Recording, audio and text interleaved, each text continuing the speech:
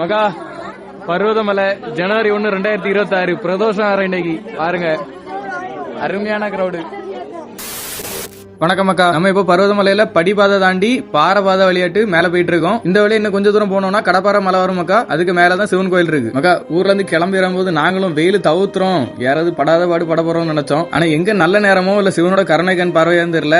நாங்க வந்த டைம் வந்து பர்வதமலை மிஸ்ட் நிறைஞ்சி கொடைக்கானல் ஊட்டி எப்படி இருக்கும் அதே மாதிரி வேற லெவலாட்டு இருந்தோம்க்கா. மேல ஏற வெயிலே இல்லமாக்கா.